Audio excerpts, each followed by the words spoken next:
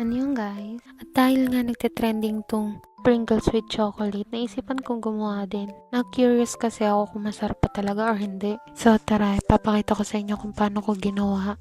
Pero hindi ko sure kung tama ba yung ginawa ko. Kaya panoodin nyo na lang hanggang dulo kung tama ba yung ginawa ko. So dito nga, meron nga pala akong Pringles at saka chocolate. Tapos naisipan ko isama tong ice cream na to kasi ang tagal na to sa ref. Pero mukhang dahil dito sa ice cream na to, magiging palpak pa ata yung gawa ko. Pero watch nyo na lang kung ano mangyayari, haha. Plastic gloves muna ako bago ako nag-start. Inopen ko muna isa-isa yung mga chocolate. Tapos tsaka ako nilagay sa bowl. Tapos pinagkakat ko siya sa maliliit na size para mas mabilis siya matunaw.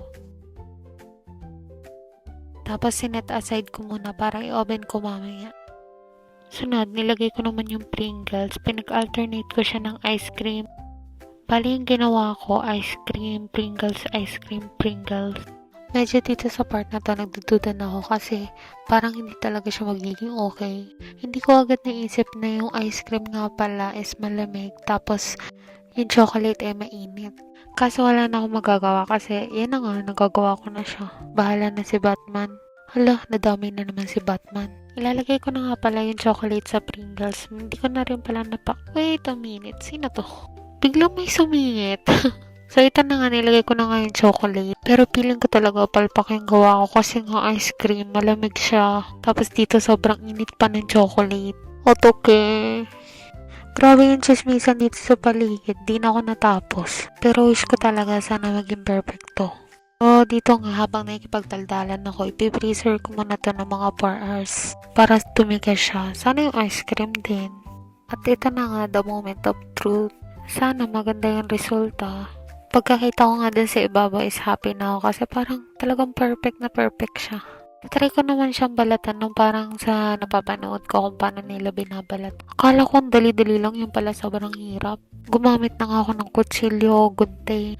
Pero okay lang, ginusto mo yan Julia, di ba? Parang naglilihi lang. Kung ano makita sa TikTok gagawin. Sorry naman. Dito nga tawan-tawa na ako kasi parang kakaiba talaga yung itsura niya. Expectation versus reality. Tingnan niyo naman yung itsura niya, kakaiba talaga. Pero okay lang yan, sa lasa na lang babawi.